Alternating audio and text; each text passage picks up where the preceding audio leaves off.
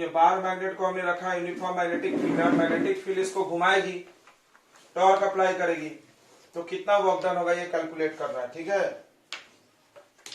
सभी लोग ध्यान दो। तो देखो फिर से हम बात बताएंगे, पहले बता चुके हैं खैर। पहले हम लोग क्या निकालते हैं, स्मॉल वर्क डन। देखो small work done in rotating dipole by a small angle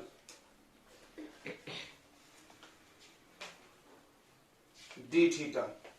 अगर थोड़ा सा डाइपोल को घुमाना होगा डी थीटा तो स्मॉल वर्क डन होगा, तो उसको बोलेंगे d W.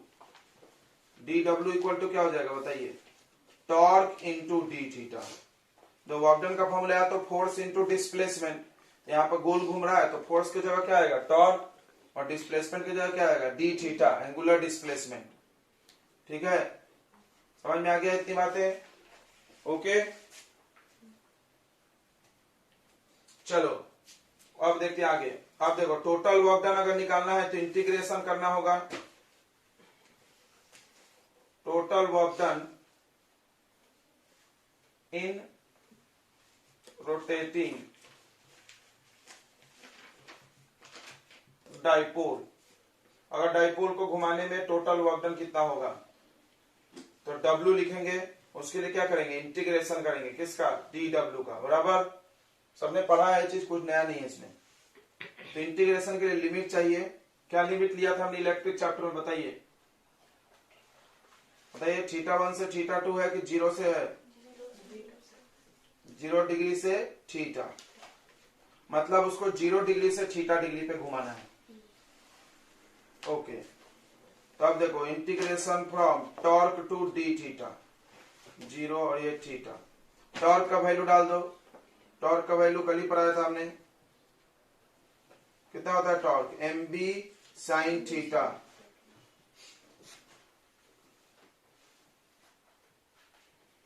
Put value of torque, समझ में आया ना। टॉर्क का वैल्यू डाल दो तो वर्क डन आएगा, एम बी को छोड़ देंगे, कांस्टेंट है, integration of sine theta D theta, तो ये 0 से थीटा हो गया। तो कितना आ जाएगा वर्क डन, वर्क डन आ जाएगा एम बी साइन थीटा का इंटीग्रेशन क्या होता है, कॉस होता है, साइन थीटा का क्या होता है, कॉस थीटा, और कॉस थीटा का माइनस साइन थीटा, याद है, 0 से थीटा। अब क्या करेंगे, लिमिट डालेंगे, पहले upper limit minus lower limit.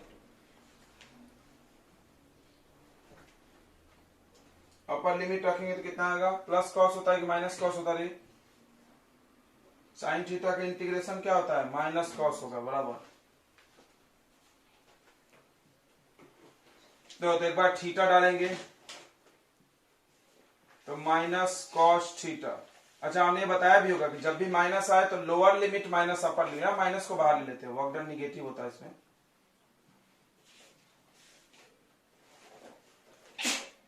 तो ये हो जाएगा work done minus M B, cos theta की जगह कॉस थीटा रख दो, minus cos 0, cos 0 1,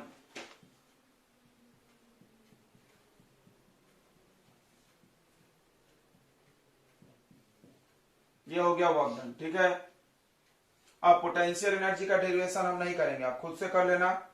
potential energy stored in dipole, sorry dipole बोल रहे हैं, इन बार मैग्नेट।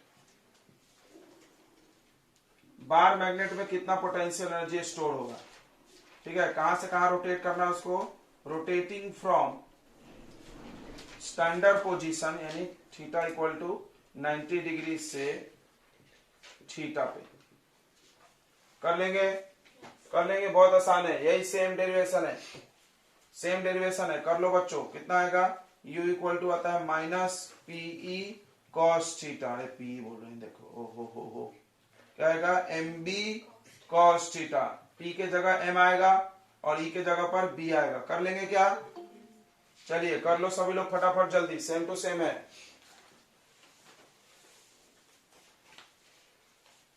इसमें क्या पढ़ाया जाएगा, जैसे हमने आपको बताया था शुरू दिन ही कि हर वस्तु के अंदर मैग्नेटिक प्रॉपर्टी होती है। क्यों होती है? क्योंकि उसके अंदर इलेक्ट्रॉन घूमते रहता है। एटम सब लोग जानता होगा। एटम में क्या होता है? एटम में बीच में होता है न्यूक्लियस। न्यूक्लियस पे कितना प्लस चार्ज होता है? Ze होता है ना। Ze क्यों? क्योंकि एक प्रोटॉन पे चार्ज होता है E प्लस E। एक प्रोटॉन पे कितना चार्ज होता है? Plus E। और उसका अगर एटॉमिक नंबर Z है तो कितना प्लस चार्ज हो जाएगा? Ze। अब इसमें बहुत सारे इलेक्ट्रॉन घूम रहे होंगे, हम लोग एक इलेक्ट्रॉन की बात करेंगे अभी। तो यहां से कुछ r दूरी पे, ये r दूरी पे एक इलेक्ट्रॉन घूम रहा है। इलेक्ट्रॉन एक चार्ज है और चार्ज पार्टिकल का रोटेशन हो रहा है, तो उस वजह से क्या बनेगी? मैग्नेटिक प्रॉपर्टी तो रहेगा। सबने पढ़ा है कि रोटेटिंग चार्ज करंट बनाता होगा, करंट से मैग्नेटिक फील्ड बन जाता होगा। तो हम लोग को वही चीज पढ़ना है कि कितना बनाता है वगैरह वगैरह। ठीक है। तो एटम के अंदर इलेक्ट्रॉन्स के दो प्रकार के मोशन होते हैं, एक ऐसा रोटेट करता है और एक स्पिन करता है। दोनों की वजह से वो मैग्नेटिक फील्ड बनाता है। अभी तुम पढ़ोगे, एक रोटेशनल मैग्नेटिक फील्ड है और दूसरा स्पिन मैग्नेटिक फील्ड है। तो हर एटम के अंदर मैग्नेटिक प्रॉपर्टी होती है, ये बात अभी आप देखोगे। ठीक है। फिर एक सवाल आएगा कि फिर हर चीज मैग्नेट क्यों नहीं है? तो बिल्कुल वही जवाब कि ये इलेक्ट्रॉन का मैग्नेटिक पावर किसी और दूसरे इलेक्ट्रॉन से क्या हो जाता है? कैंसल। उसलिए वो मैग्नेट नहीं है। जिसका कैंसल नहीं होगा वो मैग्नेट है। चलो, तो magnetic dipole moment of electron, तो ये एक एटम है। एक एटम कंसीडर कर लिए, कोई भी एटम जिसका एटॉमिक नंबर Z है। Z क्या हो गया? उसका एटॉमिक नंबर। और E क्या है? चार्ज ऑन प्रोटॉन और इलेक्ट्रॉन। दोनों पे तो सेम ही होता है चार्ज। चार्ज सेम होता है, साइन अलग होता है बस। बराबर। E का वैल्यू पता ही होगा तुमको। तो टोटल चार्ज ऑन न्यूक्लियस कितना हो जाएगा? Ze। ठीक है। चार्ज इन न्यूक्लियस कितना हो जाएगा? Ze। चलिए, तो हम लोग पहले करंट निकालते हैं। भाई चार्ज है तो करंट होगा। ठीक है। तो current passing due to revolution of electron, current produced by revolution of single electron. एक इलेक्ट्रॉन घूम रहा है, उसके घूमने से कुछ करंट उत्पन्न होता होगा, तो वो करंट कितना होगा? तो I बराबर Q/T होता है कि नहीं होता है? Q मतलब जो चार्ज चल रहा है, कितना चार्ज चल रहा है? E अपॉन T को हम लोग बोलेंगे टाइम पीरियड, कैपिटल T।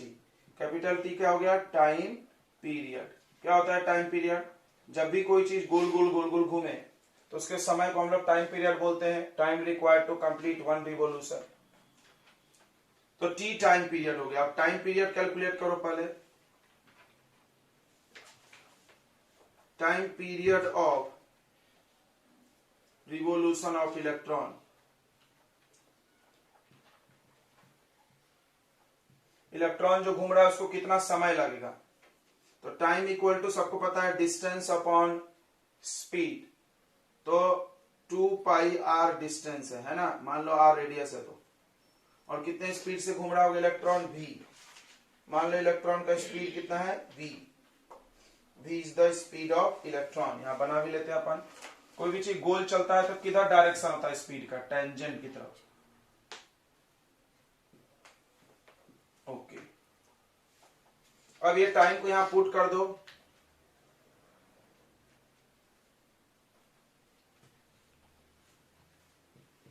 तो I का वैल्यू आ जाएगा आपका, E समझ में आ रहा है? एक इलेक्ट्रॉन ये वाला जो घूम रहा है, इसकी वजह से करंट बनेगा, इसकी वजह से नहीं बनेगा। ठीक है। टाइम पीरियड हो गया 2πr/v। तो I हो जाएगा E into V upon 2πr। इतना करंट। ठीक है। इतना करंट प्रोड्यूस होगा इलेक्ट्रॉन के घूमने से, एक इलेक्ट्रॉन के घूमने से। ठीक है। अब इसमें तो n इलेक्ट्रॉन्स घूम रहा है, आप चाहो तो n से मल्टीप्लाई भी कर सकते हो। ये this is current produced by revolution of one electron.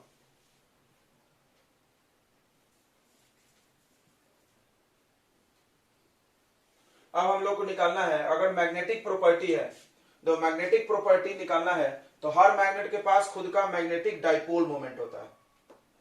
क्या होता है? Magnetic dipole moment. जैसे तुम इलेक्ट्रिक चैप्टर पढ़े हो तो हम लोग इलेक्ट्रिक डाइपोल मोमेंट निकालते हैं, जिसका डाइपोल मोमेंट ज्यादा हो, अच्छा ज्यादा स्ट्रॉन्ग इलेक्ट्रिक फील्ड बनाता था।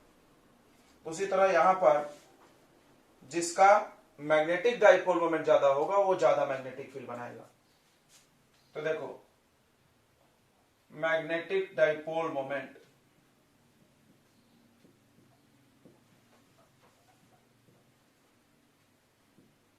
Magnetic dipole moment of electron.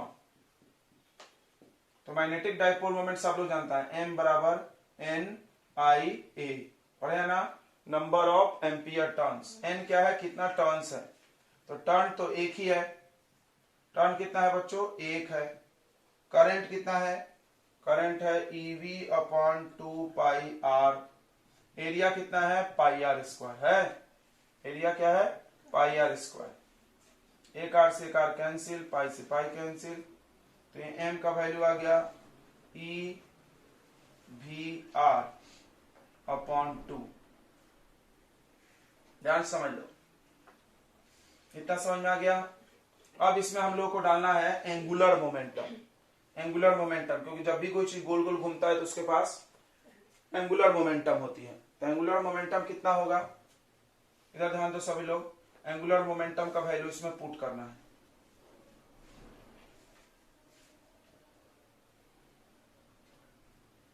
अगला, put the value of angular momentum,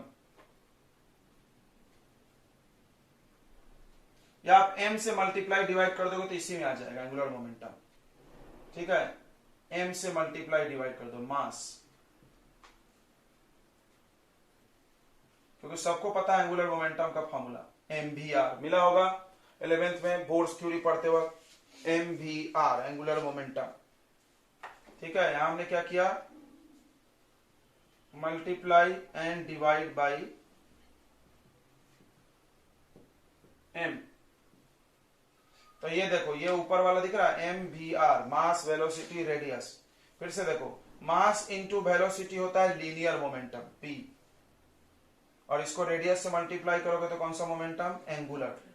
ये आ जाएगा m equal to e l upon 2m। ठीक है, इतनी बात समझ में आई? अच्छा, ये मैग्नेटिक डाइपोल मोमेंट ऑफ किसका निकाल रहे हो? एक इलेक्ट्रॉन का। किसकी बात कर रहे हैं हम लोग? एक इलेक्ट्रॉन की बात कर रहे हैं। अगर 50 है तो 50 से मल्टीप्लाई मार देना इसको। इतनी बात समझ में आ गई। This is magnetic dipole moment of one electron. यहां पर m क्या है? Mass of electron. m क्या है? Small m, mass of electron. ये तो फिक्स है ना? ओके, चलिए, तो magnetic dipole moment of revolving electron इतना होता है, सबको समझ गया। इसको म्यू से भी दिखाते हैं। कैसे दिखाते हैं? म्यू, याद रखो, म्यू क्या है? Magnetic dipole moment of revolving electron.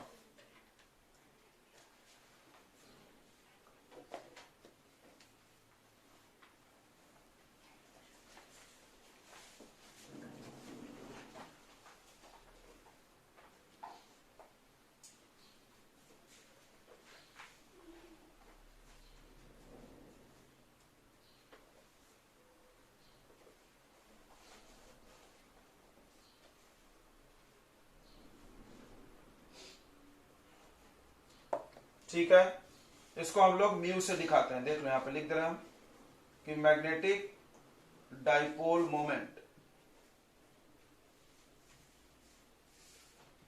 Of electron is represented by mu, mu B. अब म्यू बी क्यों? क्योंकि बोर्ड मैग्नेट ऑयल तुम सुने होगे ना, अभी हम बता रहे हैं। तो इसको आप म्यू बी लिख लो। नोट कर लिया आपने? यहां तक नोट करो, जल्दी से आगे करना है। तो देखिए, याद रखिएगा कि डाइपोल मोमेंट ऑफ इलेक्ट्रॉन को म्यू से दिखाया जाता है, म्यू बी। तो ये सिंबल हो जाएगा बच्चों म्यू बी। देखो इधर, ये याद करना तो formula. Mu B equal to E L upon 2m।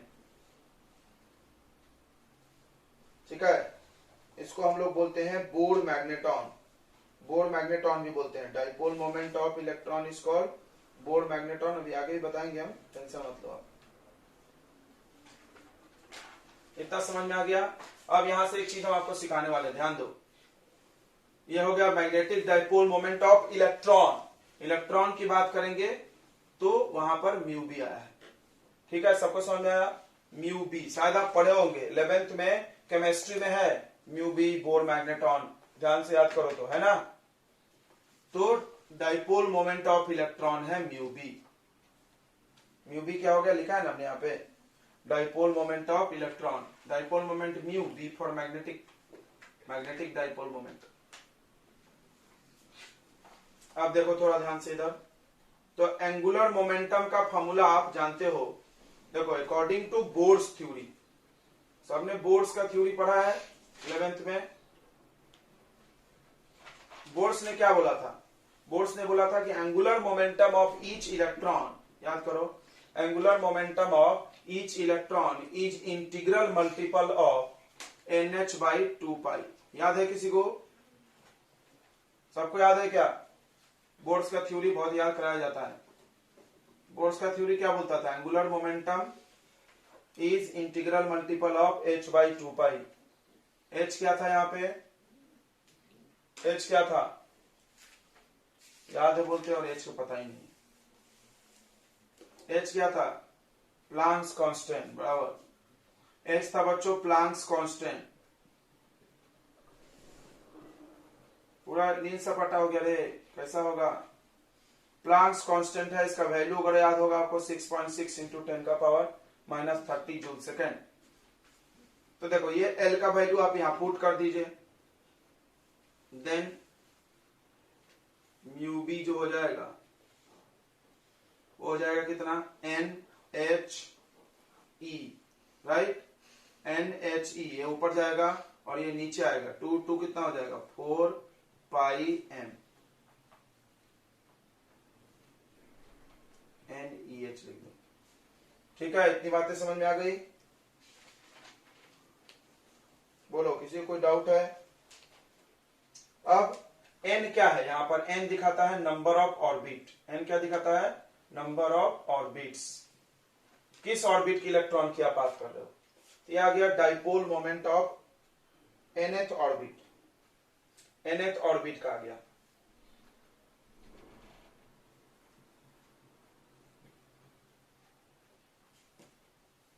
Dipole moment of nth orbit.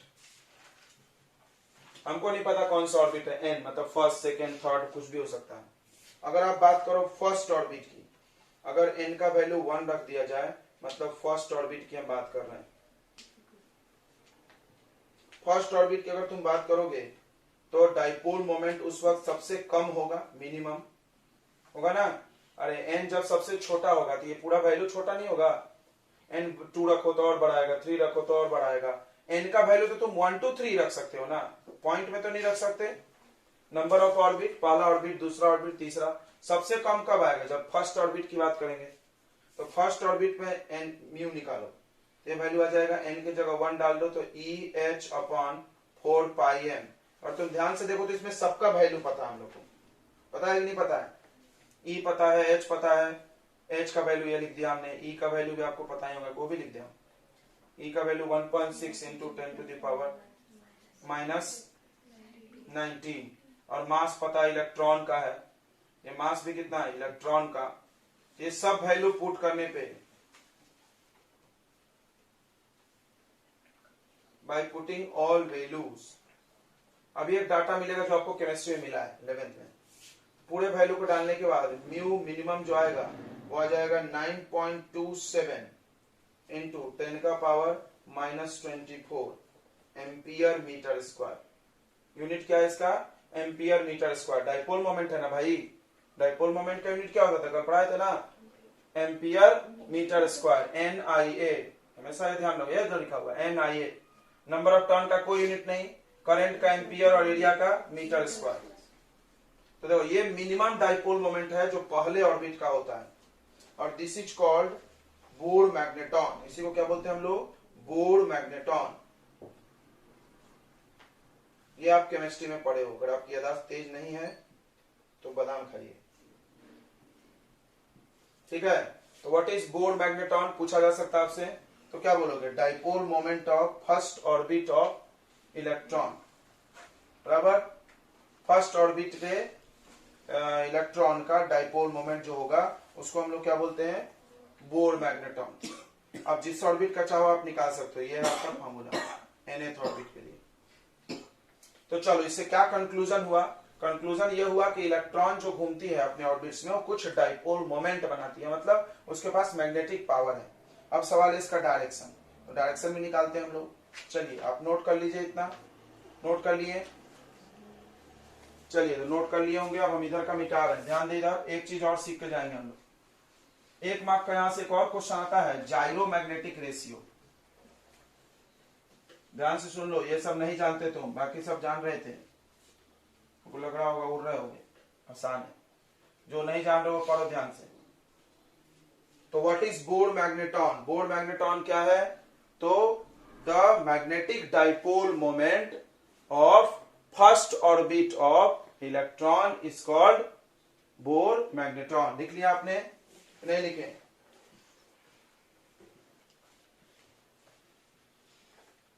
The magnetic dipole moment of first orbit of electron is called bore magneton. याद रखेंगे, ठीक है? बोर मैग्नेटॉन बोलते हैं, ओके। और एक चीज नोट करेंगे हम लोग, नोट में लिखेंगे। नोट में क्या आएगा? तो जाइरो मैग्नेटिक रेशियो।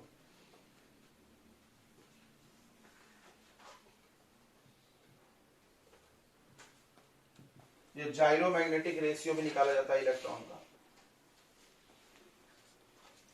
ठीक है। इसका यूनिट फार्मूला वगैरह पूछा जाता है। देखो तो जाइरो मैग्नेटिक रेशियो क्या होगा आपको बता दे रहे हैं, mu B divided by L. समझिए क्या होगा? यहां से आएगा म्यू बी बाई एल, मतलब dipole moment of electron divided by angular momentum, इसी के रेशियो को बोलते हैं, ठीक है। फिर से बता दे रहे हैं हम आपको, जाइरो मैग्नेटिक रेशियो। जाइरो मैग्नेटिक रेशियो क्या हो गया बच्चों? Mu B. म्यू बी मतलब क्या है बताइए? Dipole moment divided by angular momentum.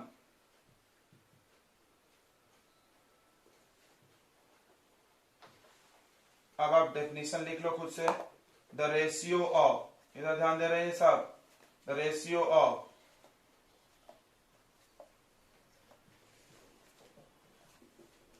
बाकी लोगों को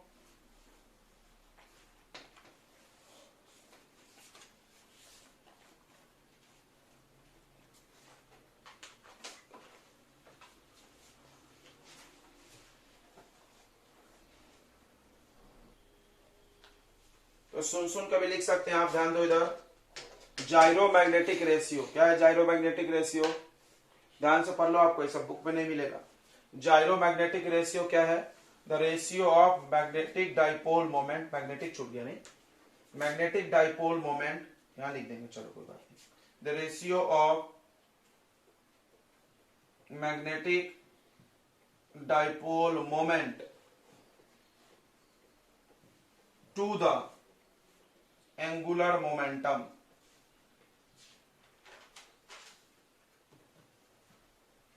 मैग्नेटिक डाइपोल मोमेंट और एंगुलर मोमेंटम के रेशियो को क्या बोलते हैं हम लोग? Gyromagnetic ratio. क्या बोलते हैं? Gyromagnetic ratio. ये भी फिक्स होता है, ये कांस्टेंट है।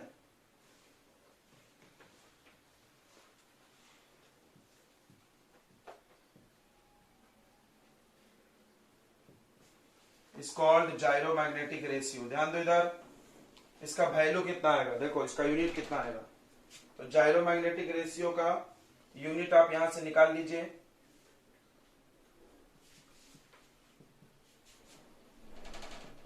जायरोमैग्नेटिक रेशियो का आप यूनिट निकाल लीजिए। देखिए म्यू बी बाई एल हम बोल रहे हैं, तो म्यू बी का यूनिट क्या होता है, अभी बताए थे ampere metre square. Mu B का यूनिट क्या होता है, एम्पियर मीटर स्क्वायर। और एंगुलर मोमेंटम का यूनिट किसी को पता है, नहीं पता है, फार्मूला तो पता है ना एंगुलर मोमेंटम का, कहीं लिखे था हमने, M V R. Angular momentum का फॉर्मूला क्या है, एम वी आर। यूनिट क्या आ जाएगा, मास का केजी, वेलोसिटी का मीटर पर सेकेंड और इसका मीटर, तो केजी मीटर स्क्वायर पर सेकेंड। तो यहां पर रख दीजिए आप केजी मीटर स्क्वायर पर सेकेंड स्क्वायर। ये इससे कट जाएगा तो कितना आ रहा है बताइए, केजी इनवर्स एम्पियर सेकेंड।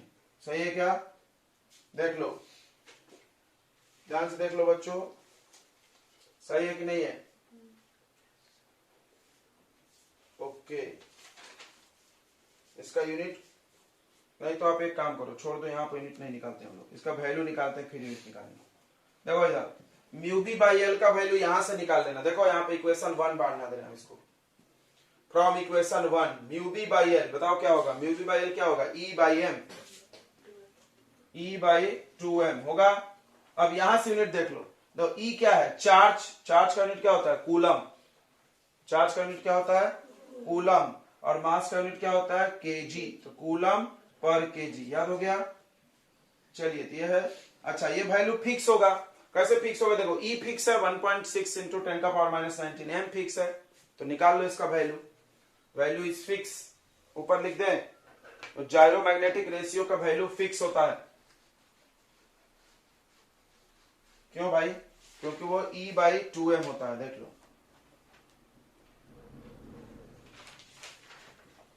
तो जायरोमैग्नेटिक रेशियो हो गया आपको E by 2m, coulomb per KG unit हो गया, समझ क्या होगा।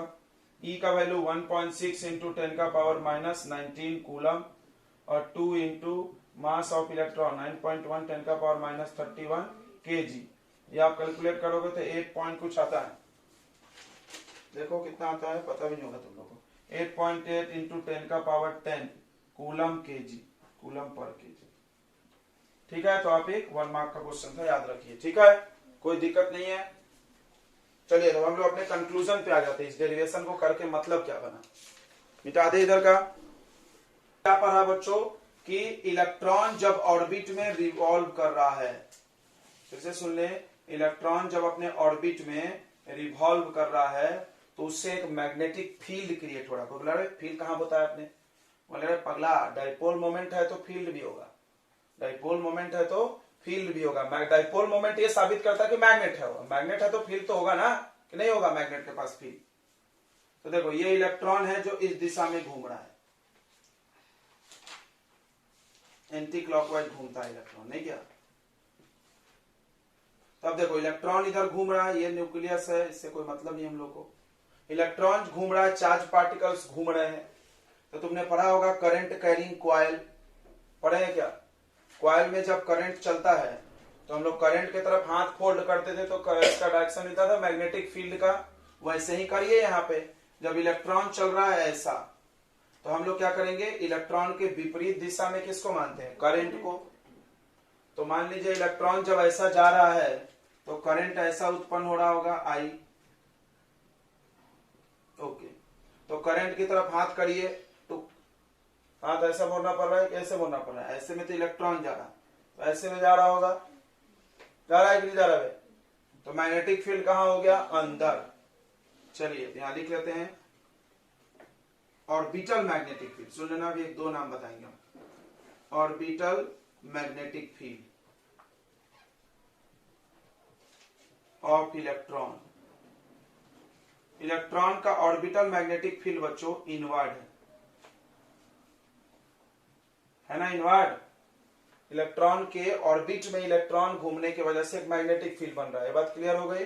उसको हम लोग कौन सा मैग्नेटिक फील्ड बोल रहे हैं, ऑर्बिटल मैग्नेटिक फील्ड, उसका डायरेक्शन कहाँ है, इनवर्ड, ओके। एक और मैग्नेटिक फील्ड बनती है स्पिन मैग्नेटिक फील्ड, उसका कोई डेरिवेशन नहीं है, बस आपको सुनना होगा। Spin magnetic field. Spin magnetic field यानी एटम के अंदर दो प्रकार के मैग्नेटिक फील्ड उत्पन्न होते हैं। देखो इलेक्ट्रॉन की वजह से, एक उसके ऑर्बिट में रोटेशन की वजह से जिसको हम लोग ऑर्बिटल मैग्नेटिक फील्ड बोलते हैं, और दूसरा स्पिन करने की वजह से इसको हम लोग स्पिन मैग्नेटिक फील्ड बोलते हैं। और तुमने पढ़ा है इसको ऐसे ऐसे एरो से दिखाया जाता था, याद है? ये ऊपर एरो और नीचे एरो क्या बताता है? इलेक्ट्रॉन नहीं बताता है, ये दिखाता है इलेक्ट्रॉन के द्वारा बनाए गए मैग्नेटिक फील्ड का डायरेक्शन, स्पिन मैग्नेटिक फील्ड का डायरेक्शन है। ठीक है, इतनी बातें क्लियर हो गई। और जितने भी एटम हैं, जितने भी ऑब्जेक्ट हैं, जो भी मैग्नेट है, वो जनरली स्पिन की वजह से ही मैग्नेटिक फील्ड दिखाता है। ध्यान रखना इस बात को। क्यों? ऑर्बिटल वाला क्या होगा? तो ऑर्बिटल वाला कैंसिल हो जाता है। ऑर्बिटल वाला क्या हो जाता है? कैंसिल, क्योंकि बहुत सारे इलेक्ट्रॉन घूम रहे हैं, एकच तो नहीं है ना, बहुत सारे घूम रहे होंगे सब उल्टा पुल्टा। और उसके बाद क्या होगा? ऐसे ऐसे ढेर सारे एटम भी होंगे उसके अंदर, तो सबका मैग्नेटिक फील्ड जोड़ोगे तो ऑर्बिटल वाला जनरली कैंसिल हो जाता है। और ऐसा बोला जाता है कि magnetism of any material is due to spin magnetic field created by electron. समझ में आ गया? मैग्नेटिक फील्ड के स्पिन से जो मैग्नेट बना है वो मेन रीजन होता है मैग्नेटिज्म का। तो आपने ये टॉपिक पढ़ के क्या सीखा कि इस दुनिया में जितने भी एटम है सबके पास मैग्नेटिक पावर है, भले हमको दिख नहीं रहा है, कैंसिल हो जाता है, लेकिन है जरूर। इलेक्ट्रॉन के एटम के पास कितने प्रकार के मैग्नेटिक फील्ड बनाने की क्षमता होती है? दो, एक ऑर्बिटल मैग्नेटिक फील्ड और दूसरा स्पिन मैग्नेटिक फील्ड। इसको कोई ऑर्बिटल मैग्नेटिक मोमेंट भी बोलता है और इसको spin magnetic moment. Field moment एक ही है, बात दोनों से यही साबित होती है कि मैग्नेटिक फील्ड बनता है। चलिए, तो आप इसको नोट कर लीजिए, हम बता दे रहे हैं। ठीक है, लिख लो। From above derivation it is clear that, from above derivation it is clear that revolving electron on circular path, revolving electron on circular path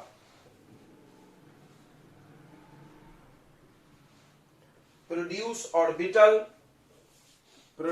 orbital magnetic moment.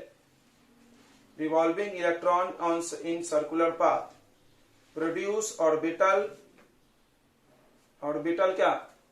Magnetic moment या मैग्नेटिक फील्ड। ठीक है, next point पे लिखो। Electron rotate about its own axis, electron rotate about its own axis, that is spinning,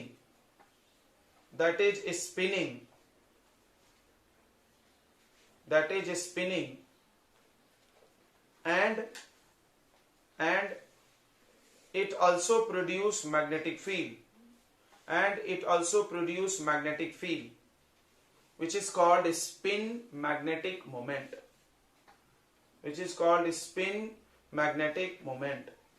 ठीक है, which is called spin magnetic moment। Next point पे लिखो double star मार के।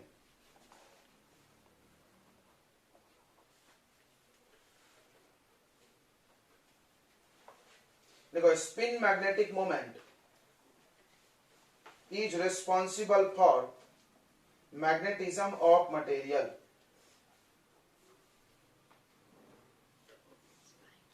Spin magnetic moment is responsible for magnetism of any magnetic material, is responsible for magnetism of any magnetic material। मतलब कोई भी वस्तु जो मैग्नेट है उसमें स्पिन मैग्नेटिक मोमेंट की वजह से वो मैग्नेटिक पावर उसके पास है। तो ये बात तुमको समझ में आ गई। मैग्नेट बना कहां से? एक्चुअली इलेक्ट्रॉन से ही पूरी कहानी शुरू हुई है। चलिए आगे बढ़ा जाए। इतनी बातें समझ में आ गई आपको? ओके, चलो तो आगे बढ़ते हैं। बहुत इंपॉर्टेंट टॉपिक है, ध्यान रखिएगा।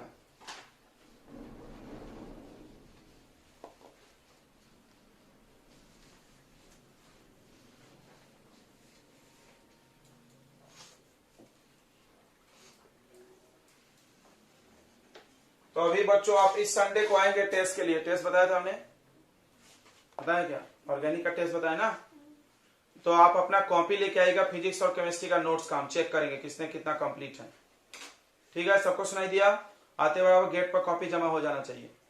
नोट्स कॉपी चेक किया जाएगा आपका कितना कंप्लीट है, आप पढ़ रहे हो क्लास में लाइव में कि नहीं पढ़ रहे हो सकता है बहुत सारे लोग चालू करके सो जा रहे हो रजाई तान के, ऐसा भी चल रहा है, तो नोट्स होगा नहीं फिर उनके पास, फिर उनकी लग जाएगी। अभी 4 दिन में देखते हैं कितना कंप्लीट करते हो। तो आप अपनी कॉपी लेके आएंगे। गलती हो गया, मेरे को शनिवार को बताना था, नहीं अभी टाइम है, छाप छुप लेंगे सर। तो पढ़ेंगे कैसे फिर छापेंगे, तो देख लो। तो बस मेरे को कंप्लीट होना, जितने चैप्टर्स हम पढ़ा दिए, कोई बहाने नहीं चाहिए मेरे को। कोई ये बना दिया कि नानी बीमार दादी बीमार, तो समझ जाओ खैर नहीं तुम्हारा, क्योंकि डेली का हम रिकॉर्डिंग भी भेजते हैं। नानी बीमार तो रिकॉर्डिंग तो बीमार नहीं हुआ था ना, रिकॉर्डिंग क्यों नहीं देख लिया क्या, बराबर। तो मेरे को नोट्स कॉपी आपका कंप्लीट चाहिए, आप कॉपी लेके आना, नहीं तो बस बाहर खड़ा कर देंगे हम लोग बिना कॉपी के। फिजिक्स और केमिस्ट्री दोनों का आप अपना नोट्स कॉपी लेके आएगा, जितने चैप्टर्स हम पढ़ा दिए हैं। सुनाई दे दिया सबको? मैथ की टेस्ट बोले सर ने, मैथ की बोले कौन से चैप्टर का? हाँ तो ठीक है, फिर मेरा टेस्ट कैंसिल। का गॉस लॉ बहुत इंपॉर्टेंट है। देखिए आप जानते हो ना इलेक्ट्रोस्टैटिक्स में गॉस लॉ, तो गॉस लॉ ऑफ इलेक्ट्रोस्टैटिस्टिक्स वो लिख लेते हैं हम पहले।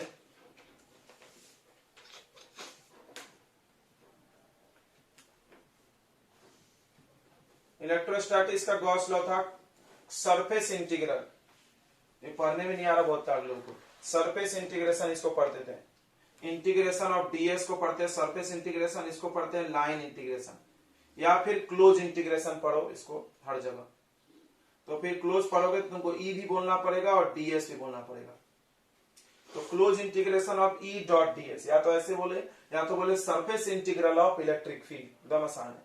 ये और ये मिलकर surface integral is equal to charge enclosed, किसके अंदर इनक्लोज्ड? गॉसियन सरफेस के अंदर, upon epsilon naught 1 by epsilon times of charge enclosed. इसी को हम लोग फ्लक्स भी बोलते थे, फाई ई, इलेक्ट्रिक फ्लक्स। ये क्या है? Electric flux. इसी को हम लोग क्या बोलते थे? फ्लक्स भी बोलते थे। यानी आप फाई इक्वल टू लिखो इसके, या मतलब एक्चुअली ये फ्लक्स का फॉर्मूला है, आप चाहो तो सिर्फ फाई इक्वल टू भी लिख सकते हैं, ठीक है।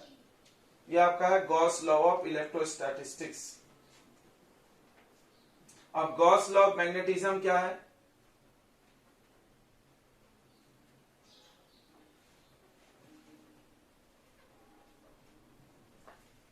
थोड़ा समझते हैं, देखो यही समझ के लिखेंगे।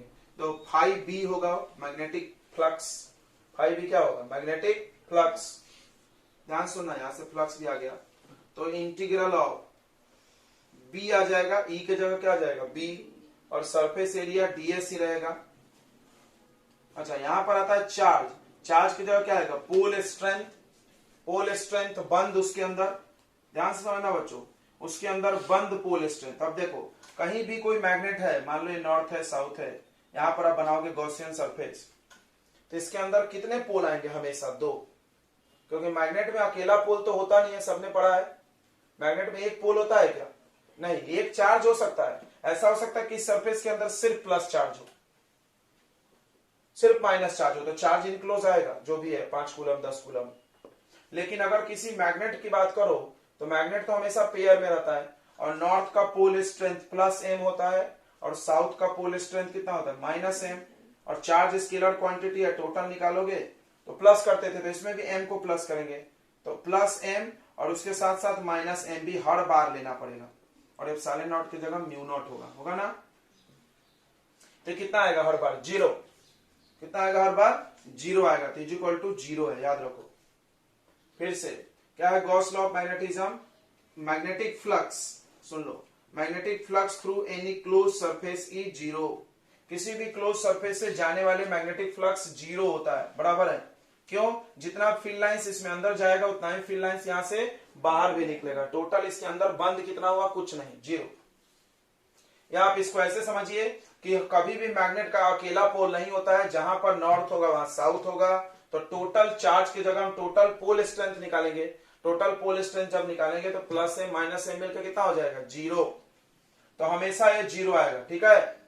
तो इससे 2 बातें साबित होती है। पहला बात ये साबित होता है, पहला ये बात साबित होता है कि अकेला पोल नहीं हो सकता है। याद रखना, कोई पूछ सकता है मोनोपोल डू नॉट एग्जिस्ट, कैसे प्रूव करोगे? इससे अकेला पोल होता तो यहां पर 0 कभी नहीं आता, ठीक है। तो ये लॉ क्या क्या शो कर रहा है? This law shows that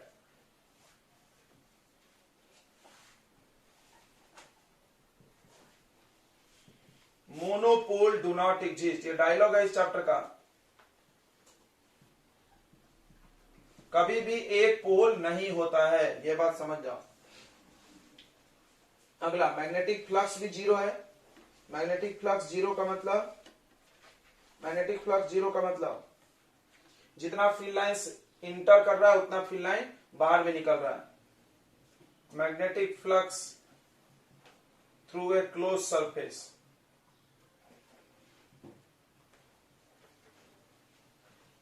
is zero. That is number of field lines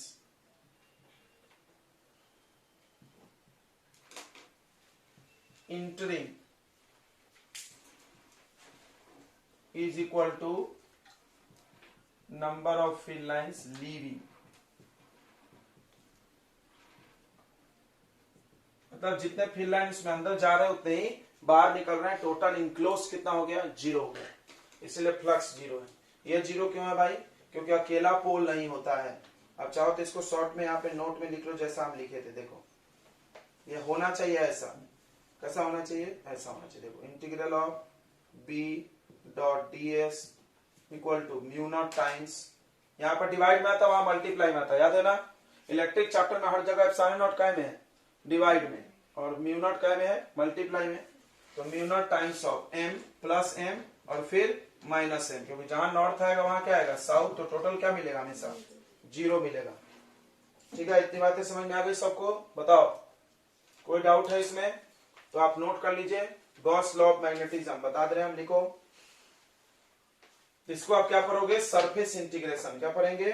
surface integration. लिखो, surface integration of magnetic field पढ़ना सीखें। Surface integration of magnetic field मतलब ऐसा, ये क्लोज और डीएस, इसको क्या पढ़ते हैं हम लोग?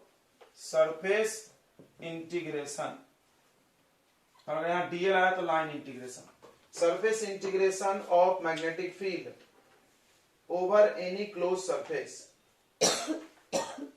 surface integration of magnetic field over any closed surface, over any closed surface is zero।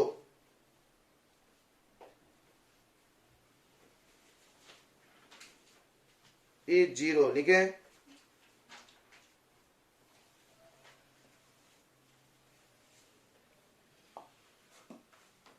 चलिए नोट कर लीजिए आप।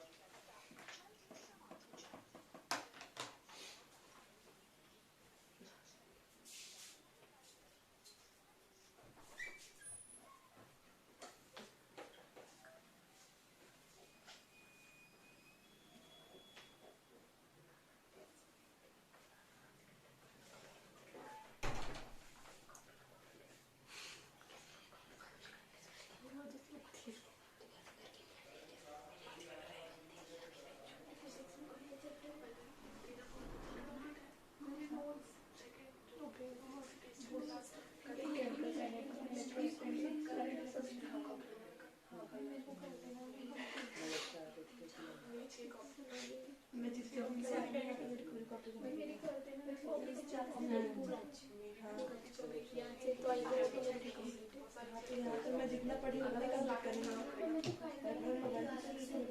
कंप्लीट करना।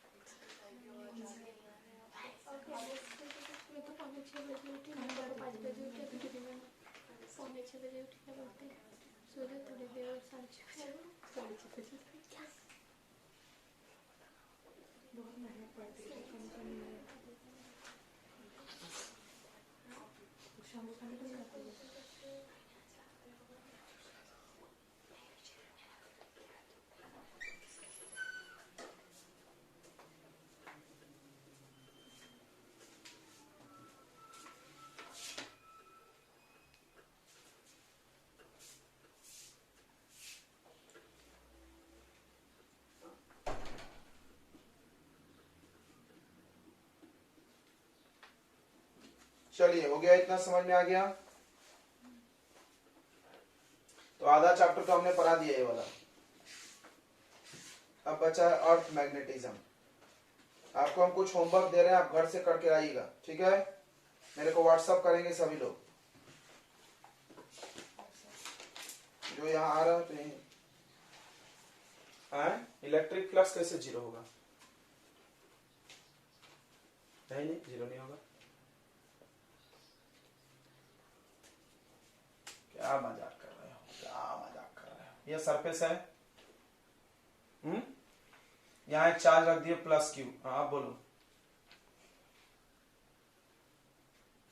यहां से फ्री लाइन से निकला, कहाँ इक्वल है? एंट्रिंग और लीविंग, बता दो मेरे को।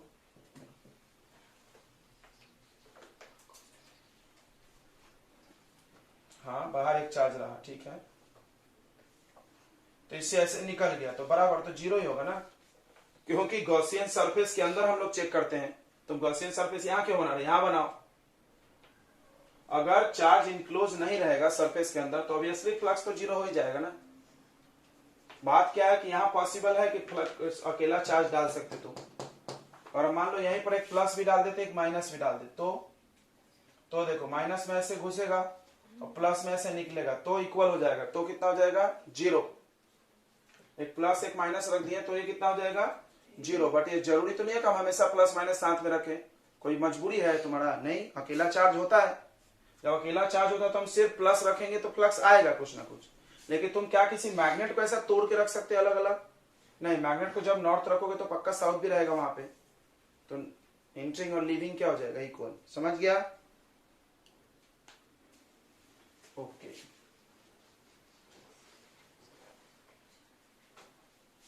चलो तो इसको नोट कर लिया ना सबने, मिटा दिया जाए। तो बाद में मैक्सवेल का इक्वेशन पढ़ाया जाता है अभी इसके बाद वाले चैप्टर में। तो वहां पे जितने भी इक्वेशन तुम पढ़ रहे हो सब याद होना चाहिए, जैसे Gauss law of electrostatic, Gauss law of magnetism, Ampere's law, ये सब इतने लॉ पढ़े ना, सब याद होना चाहिए। उसको मिला करके मैक्सवेल ने पूरा एक इक्वेशन बताया था, इलेक्ट्रोमैग्नेटिक थ्योरी बनाया था। ठीक है, तो चलिए आगे बढ़ते हैं हम लोग। तो अभी तक आपने क्या क्या पढ़ लिया? तो अभी तक आपने पढ़ा कि मैग्नेट भी मैग्नेटिक फील्ड बनाता है और उसके भी प्रॉपर्टी सब कुछ जैसा आप पीछे करंट वाले का पढ़े थे वैसा ही है।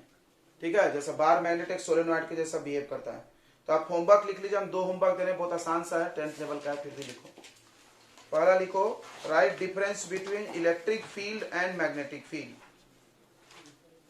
कम से कम 20 डिफरेंस चाहिए मेरे को, 20 लिख दो वहां पे।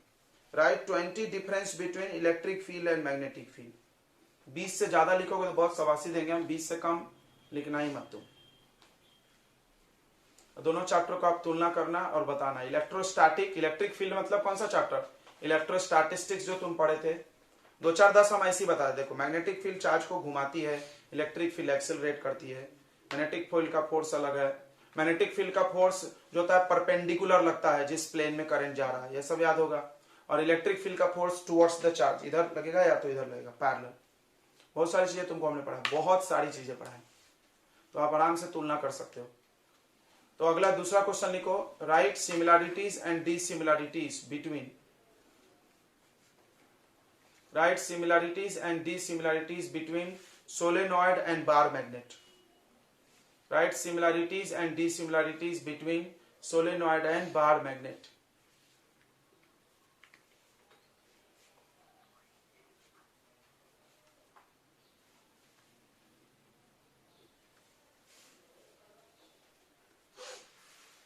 ठीक है, तो सबने सुना फिजिक्स और केमिस्ट्री की कॉपी चाहिए मेरे को संडे को लाके देने का। जिसका टेस्ट नहीं भी हो पहुंचा देगा कॉपी।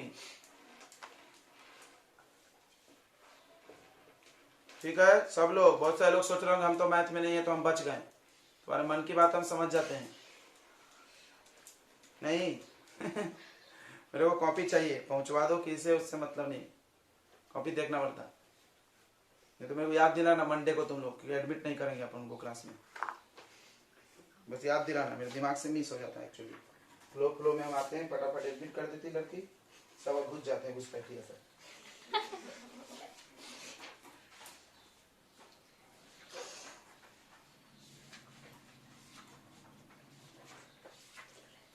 चलो तो अब हम लोग को पढ़ेंगे मटेरियल मैग्नेटिज्म। कुछ उसके लिए डेफिनेशंस पढ़ने आपने को, तो एक दो क्वेश्चन कर लिया जाए फिर पढ़ेंगे।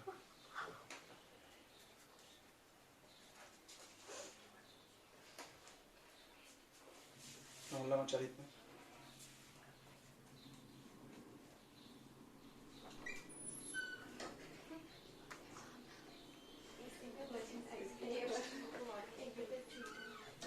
जैसे हम जाते भावों में चलिए। फिजिक्स में हमने कौन कौन चैप्टर पढ़ा दिया आपको याद ही होगा, लाइन से सब पढ़ा दिए हैं, और रे ऑप्टिक्स पढ़ा है। और केमिस्ट्री में भी लाइन से शुरू के 4 पढ़ा दिए हैं। पढ़ा दिए ना भाई कि 3 पढ़ा दिए शुरू का, सॉल्यूशन, इलेक्ट्रोकेमिस्ट्री, केमिकल काइनेटिक्स और सॉलिड स्टेट पढ़ा दिए।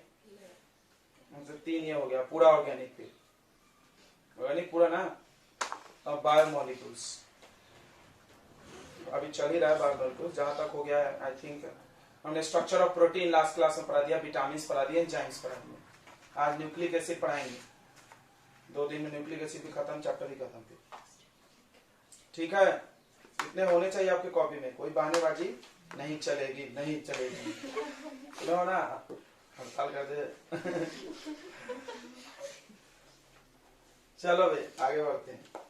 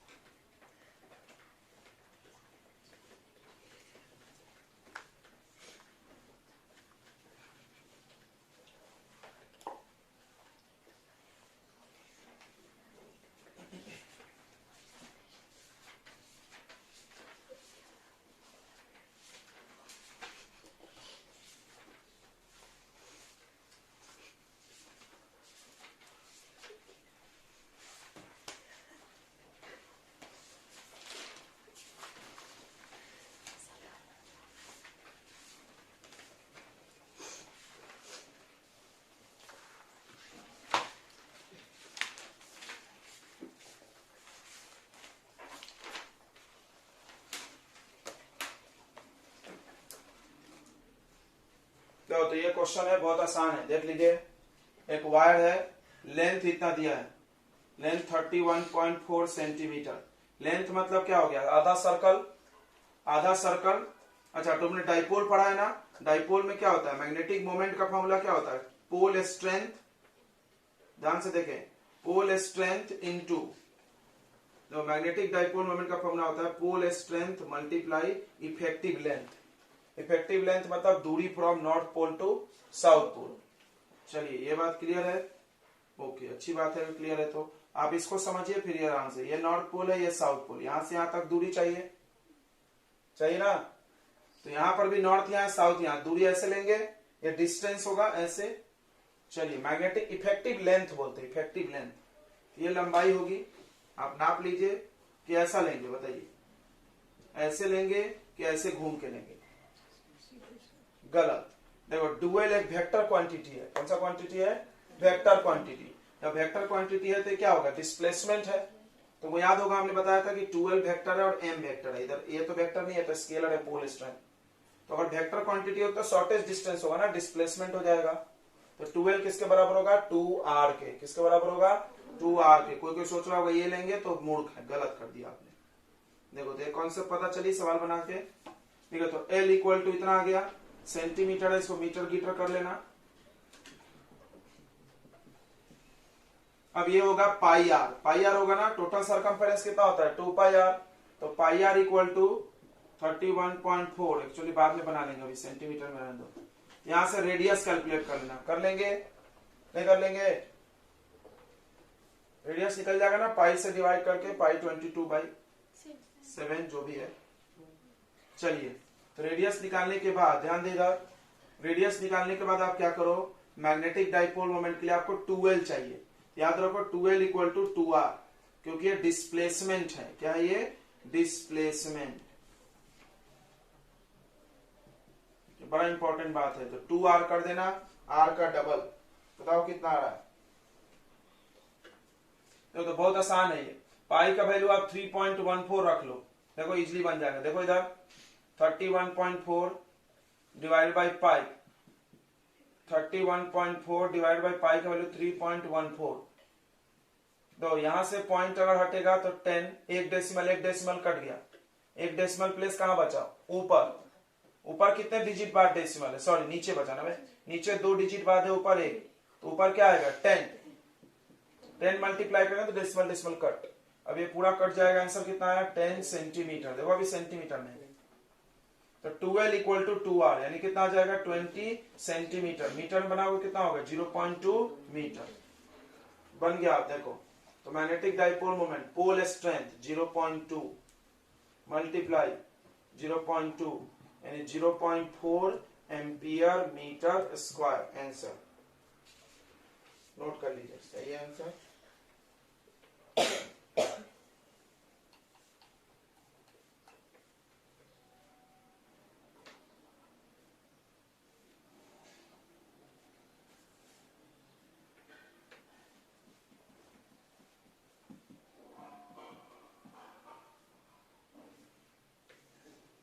दूसरा question,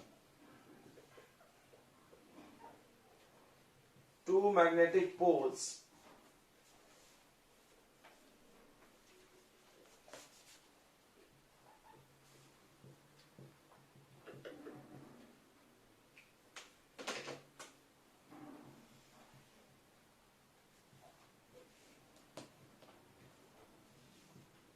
four times stronger than other.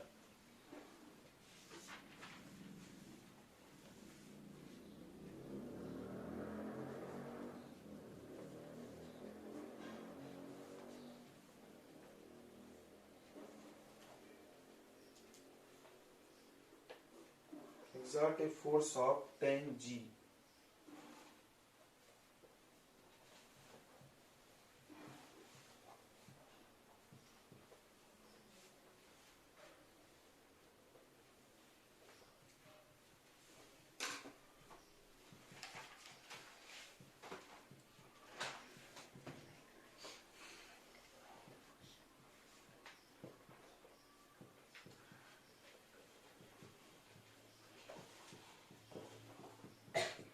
तो बहुत आसान है, तो ईच पोल का स्ट्रेंथ बताना है, दोनों पोल का ताकत बताइए।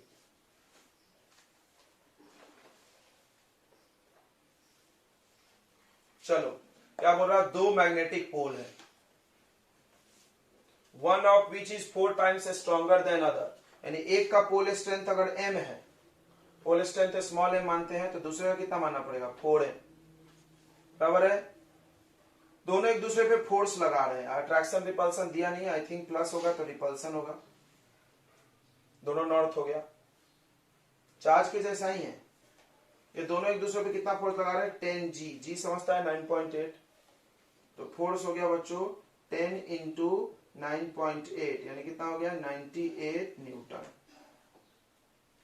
10 सेंटीमीटर दूर रखें, यानी रेडियस हो गया दूरी 10 सेंटीमीटर, यानी हो गया 10 का पावर 100 से डिवाइड मार दो, यानी कितना हो गया 0.1 metre. Find the pole strength, formula तुमको याद ही होगा इसका, बताइए कौन सा फॉर्मूला रहेगा, कोई बता रहा है? FR, देख के कुछ याद आ रहा है? MM, F इक्वल टू, बोलो जल्दी बताइए बच्चों क्या फॉर्मूला हो? F equal to mu naught by 4 pi M1 M2 by R square. F है आपका 98, ये टोटल आता है 10 का पावर -7, याद होगा ना, म्यू नॉट बाई 4 पाई 10 का पावर -7, ये आ गया m मल्टीप्लाई 4m अपॉन दूरी का स्क्वायर। दूरी कितना है 0.1। अब इसको क्या करो आप, इसको डिवाइड करो, इधर मल्टीप्लाई करो, जल्दी जल्दी करो, देखो कितना आ रहा है। इसको ना g का वैल्यू 10 रख लेना था। g का वैल्यू कितना रखना था अपने को 10। ये कितना आता था 100, सही रहता था फिर 100। ओके, अब देखो ये आएगा मल्टीप्लाई में, तो 100 मल्टीप्लाई 0.1 और ये जाएगा डिवाइड में 10 का पावर 7 4m स्क्वायर। देखो पॉइंट्स हटेगा तो एक जीरो कट हो जाएगा, यहाँ से 10 बचेगा और ये ऊपर गया तो -7। तो कितना आएगा इस सॉल्व करके कोई बता रहा है? ये आ जाएगा बच्चों 10 का पावर, यहाँ 1 है, यहाँ -7 ऊपर गया तो -6 आएगा। क्या बताओ आएगा ना, चेक कर लो आप, -6 आएगा। ओके, देखो ये पॉइंट हटेगा तो एक जीरो आएगा, 10 ये कट गया, फिर ये 1 बचा प्लस में और ये -7, सही है।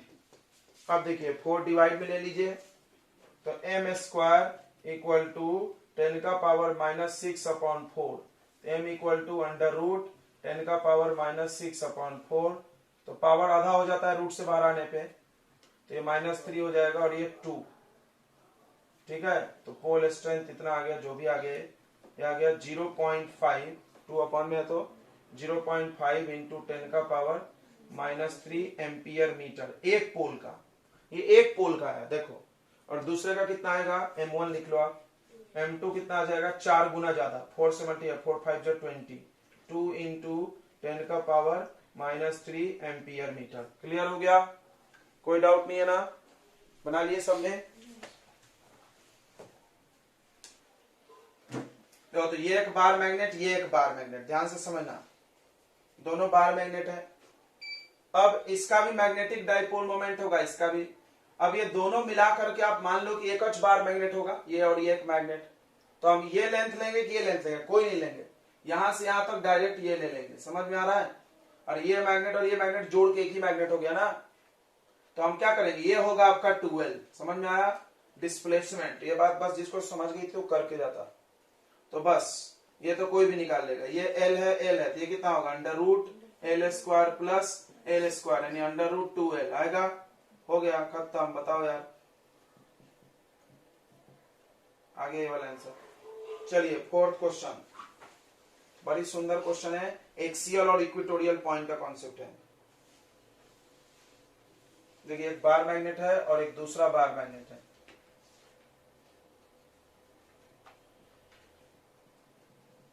ऐसे रखे हैं कि ये परपेंडिकुलर है एक दूसरे के। इसके सेंटर और इसके सेंटर के बीच में 10 सेंटीमीटर का दूरी है, ठीक है। दोनों का मैग्नेटिक मोमेंट, दोनों बार मैग्नेट का मैग्नेटिक मोमेंट सेम है, जो कि है 12.5 एम्पियर मीटर स्क्वायर, ठीक है। Find the magnetic field at midpoint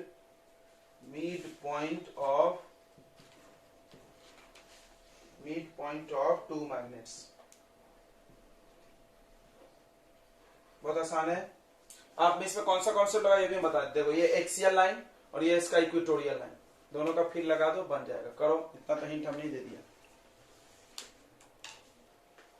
देखो बात नंबर 1 क्या है, ध्यान दो इधर कि आपको दो बातें आना चाहिए कि एक मैग्नेट है और इसका ये एक्सियल पॉइंट है। सबसे पहली बात बीच में पूछे हैं तो इसके सेंटर से 5 सेंटीमीटर की दूरी पर होगा। सॉरी 5 नहीं, यहाँ 10 था तो हम 5 लिख दिए। x है तो कितना होगा x/2 और यहां से भी कितना होगा x/2, दूरी इक्वल है। क्लियर है। तो बहुत सारे लोगों ने x ले लिया होगा, तो पहला मूर्खता तो आपने यहां कर दिया, क्योंकि आप देखिए, आप ध्यान से समझिए, ये मैग्नेट था, ये मैग्नेट के सेंटर से जिस पॉइंट पे मैग्नेटिक फील्ड निकालते तो उसको x बोलते थे कि बस दूसरे मैग्नेट तक x, इसके सेंटर से इसके सेंटर के बीच का x है, तो बीच यहाँ पॉइंट P यहाँ पे है, आपका पॉइंट P यहाँ पे है, तो कितना दूरी लेंगे, अभी बोला भी है मीड पॉइंट पे, तो कितना होगा x/2 2। पहली बात, अगर आप यहां गलती नहीं किए हो तो अच्छा है। ओके, उसके बाद आपको क्या आना चाहिए बच्चों, बहुत इंपॉर्टेंट बात, बहुत इंपॉर्टेंट बात है। देखिए हमने पोल्स नहीं बनाया, नॉर्थ साउथ, अब बना लीजिए। सुनो, north south, north south. Okay, उसके बाद अति इंपॉर्टेंट बात क्या है कि यहाँ साउथ हो यहाँ नॉर्थ हो तो हमेशा रहता है। तो इसका मैग्नेटिक फील्ड एक B1 आता था, एक B2। B1 माइनस B2 करने के बाद जो टोटल मैग्नेटिक फील्ड आता तो इधर बसता था नेट। किसी को ये बात याद है क्या? जिसको याद होगा वही सवाल करता, नहीं तो नहीं कर सकता था। बहुत सारे लोग होंगे ऐसा बकलोल जैसा निकाल दिए फार्मूला लगा के, अरे यार वेक्टर क्वांटिटी है, मान लो तुम इसका मैग्नेटिक फील्ड निकाल दिया, अति सुंदर, और इसका भी निकाल दिया, ये भी अति सुंदर, और उसके बाद टोटल कैसे करोगे? जब तक तुमको दो वेक्टर का डायरेक्शन क्लियर नहीं है तुम टोटल नहीं कर सकते। कर रहे हो तो गलत करोगे आंसर, सीधी बात है। तो बिना डायरेक्शन सोचे, ये बात समझ में आई? इधर होगा नहीं आई, देखो मुंह बना रही है एक लड़की तो हम समझाते हैं। देखिए नॉर्थ पोल याद होगा तुमको कि नॉर्थ इसको ज्यादा रिपेल करता था, तो B1 ज्यादा था, शायद इतना याद हो, और साउथ कम अट्रैक्ट करता था तो B2 छोटा था। तो अगर ये बड़ा है और ये छोटा है और माइनस किया गया था तो टोटल किधर बचेगा? इधर की तरफ। ओके, पहली बात, ठीक है। तो ये नेट हो गया, तो याद रखो बी नेट हम लोग निकाल रहे हैं पहला मैग्नेट की वजह से, B1 बोल दो इसको, ड्यू टू फर्स्ट मैग्नेट। ये कौन सा पॉइंट है? एक्सियल पॉइंट लिखना पड़ेगा यहाँ पे, axial point due to first magnet. पहले मैग्नेट की वजह से कौन सा पॉइंट है? ये एक्सियल पॉइंट है। तो ये B1 कितना आ जाएगा? B1 आ जाएगा mu naught by 4 pi, mu naught by 4 पाई, बताइए जल्दी से बच्चों। एक्सियल में कितना होता था? 2m upon x cube, x की जगह पर क्या होगा? x बाई 2 का क्यूब। क्लियर है? यही होता था ना? ओके, ऐसा पलट दो ये और सॉल्व कर लो। 8 2 जा 16, सही है ना? 2 का क्यूब कितना होगा? 8, ऊपर चला जाएगा तो 16, किधर होगा? Away, direction away. ये बना रहे हैं यहाँ पे, देखो ध्यान से देखना, हम दूसरे कलर के पेन से बना रहे हैं, बड़ा इंपॉर्टेंट वही है, डायरेक्शन। पूरा खेला डायरेक्शन का है, सवाल इसीलिए दिया भी गया है ताकि आप डायरेक्शन के जाल में फंस जाओ। देखिए ये हो गया B1, ओके, यानी इसने यहाँ पे इधर की तरफ मैग्नेटिक फील्ड बनाया। अब बात करते हैं इसके लिए ये कौन सा पॉइंट है? देखो आप ऐसा पढ़े हो, सेंटर से यहां पर मैग्नेटिक फील्ड कौन सा पॉइंट होता है? इक्वेटोरियल। इसी को हम घुमा के रख दिए, देख लो, दिख रहा है घुमा हुआ है ना? ये कौन सा पॉइंट है? Equatorial, equatorial point due to second magnet, दूसरे मैग्नेट का इक्वेटोरियल पॉइंट B2। अच्छा, अगर दूसरे मैग्नेट का भी आपको याद नहीं हो तो हम याद दिलाएंगे, बड़ा इंपॉर्टेंट है भाई। इधर साउथ इधर नॉर्थ, देखना प्रेम से। तो नॉर्थ वाला करता था रिपेल, टुक, और साउथ वाला करता था अट्रैक्ट, टुक। इसके दो कंपोनेंट होते थे, टुक टुक टुक टुक, ये ऊपर ये नीचे, ये गायब ये गायब, ये गायब ये गायब, बचा किधर? इधर। देख लो किधर बचा? North to south. किधर बचा? North to south. चलिए तो यहां पर हम बनाएंगे नॉर्थ टू साउथ, तो कहां जाएगा? ऊपर। बड़ा इंपॉर्टेंट बात है, यही सब के लिए तो सवाल दिया गया, और क्या है इसमें, इसलिए हमने वैल्यूज हटा दिए, because value is not important, हमको कॉन्सेप्ट आना चाहिए हर चीज। ये ऊपर की तरफ आ गया B2। अब बताइए दो वेक्टर क्वांटिटी 90 डिग्री पे, टोटल कहां आएगा? ये बीच में। कितना आसान था, ये बनाना था, लेकिन कोई लोगों ने किया नहीं होगा। कैसे निकलेगा? अंडर रूट इसका स्क्वायर प्लस इसका स्क्वायर cos 90, राइट? दो वेक्टर को ऐड कैसे करते हैं? Under root a square b square 2ab cos theta. बस, तो इसी के लिए तो सवाल दिया गया। अब सवाल तो कोई भी करके ले जाएगा, अब कोई कर लेगा ये, ठीक है? और ये बहुत अच्छा सवाल है, देख लो ये JEE में आया हुआ है। तो ये क्यों सवाल आया तुमको भी समझ गया होगा, क्योंकि कुछ तो खास बात है इसमें। आधे लोग लोटपोट हो गए होंगे। या तो हो सकता है B1 B2 निकाल के आप ऐड कर दोगे तो गलत हो जाएगा, ऐसे नहीं ऐड हो सकता ये। देखिए B2 कितना आएगा? एक्सियल पॉइंट है तो म्यू नॉट बाई 4 पाई। ध्यान दो इधर इक्वेटोरियल पॉइंट में आधा होता है m बाई एक्स क्यूब, तो m by x cube, x cube कितना होता है? x बाई 2 का क्यूब। ये हो जाएगा म्यू नॉट बाई 4 पाई, इसका 2 का क्यूब कितना होगा? 8m upon x cube. यानी ये इसका अभी भी आधा है। क्या बात है! आप चाहो तो इसको x एज्यूम कर लो, और इसको क्या एज्यूम कर लो? सॉरी इसको चाहो तो 2x से ज्यूम कर लो, इसको क्या ज्यूम कर लो x, या कुछ x मत मानो यार, x पहले से a और ये सॉरी 2a और a, इससे क्या होगा सर, इसे रूट लेने में इजी होगा, तो लिख लिख के परेशान हो गए तुम। देखो ये जस्ट इसका डबल, देख लो ध्यान से, है ना, और होना भी चाहिए, डबल होता भी है। तो अब चलिए बस आप इसको ध्यान दीजिए, net magnetic field at P पे टोटल मैग्नेटिक फील्ड, तो क्या करेंगे, under root b1 square plus b2 square plus 0, बताओ 0 क्यों, cos 90 0, जब 90 रहे तो लिखना ही मत cos वाला टर्म। तो देखो अगर आप शॉर्ट में, अगर आप मूर्ख हो तो आप ये पूरा लिख के टाइम बर्बाद करोगे, तो ये लिखोगे समझेगा नहीं, दिमाग बौड़ा जाएगा, ये लिखो ना यार, बाद में a का वैल्यू डाल देना, a किसका वैल्यू, ये क्या है a का वैल्यू, इस पूरे को क्या मान लिया हमने a, तो 2a का square whole square plus a square, यार रहा था 4a square plus a square under root, that is under root 5a, ये आ गया अंडर रूट 5, a कितना है, a है आपका mu naught by 4 pi 8m upon x cube, आया था क्या उज्जवल राय इतना, हेलो राय जी,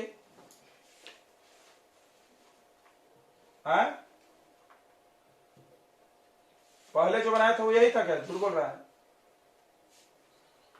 हाँ 8 नहीं आया था, मेरे को याद है तूने रूट 5 बोला था लेकिन 8 नहीं आया था।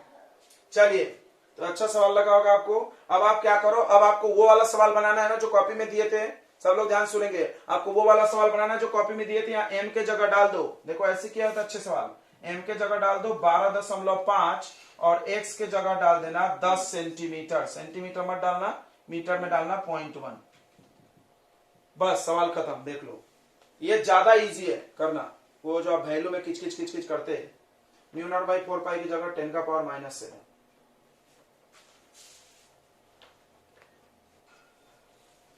तो इलेक्ट्रॉन, ये क्वेश्चन देखो ध्यान से, इसमें एक चीज बस इंपॉर्टेंट है, 10 टू द पावर 16 आरपीएस क्या होता है, आरपीएस यानी रिवोल्यूशन पर सेकेंड, ठीक है, रिवोल्यूशन पर सेकेंड का मतलब एक रिवोल्यूशन 2 पाई आर को बोलते हैं ना, यानी 2 पाई आर डिस्टेंस इन 1 सेकेंड, यानी तुम इसको आराम से मीटर पर सेकेंड में बदल सकते हो, आप चेक कर ले क्या दिमाग लगाना है, ओके।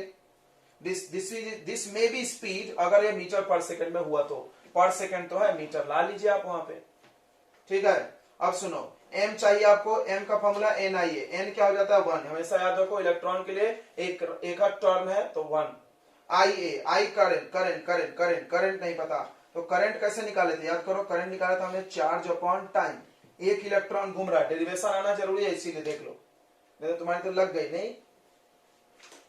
नहीं तो फिर फॉर्मूला रटो, फॉर्मूला कौन रटेगा, तो चार्ज कितना था, एक इलेक्ट्रॉन पे चार्ज E, और टाइम को टाइम पीरियड बोले थे, टाइम पीरियड कैसे निकला था, डिस्टेंस 2 पाई आर कट भी जाएगा, देखना यहाँ भी 2 पाई आर, यहाँ भी 2 पाई आर, करो फटाफट करो, बताओ कितना आ रहा, सब हमने ही बता दिया है, और एरिया पाई आर स्क्वायर आ जाएगा, मैग्नेटिक मोमेंट, टाइम पीरियड आएगा 2 पाई आर बाई वी यहां से निकला है, बताओ बच्चों कितना आ रहा है झट से,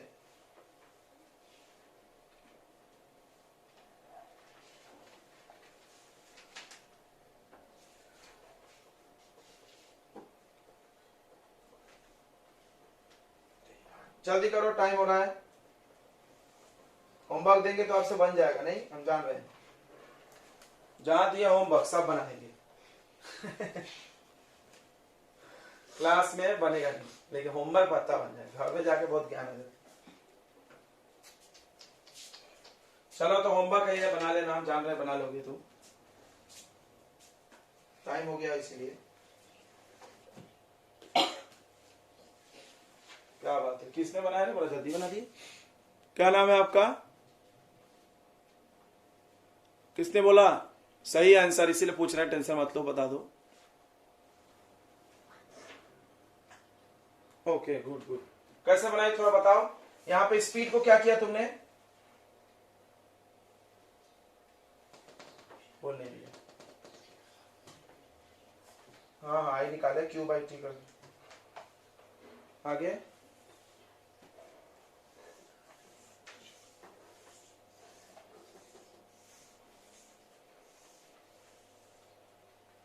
स्पीड कितना ली, स्पीड 10 टू द पावर 16 ही क्या, आंसर सही है बच्चों 1.25 इंटू 10 का power minus 23 ampere metre square. इसको आंसर चाहिए लिख लो 1.25 इंटू 10 का पावर माइनस 23।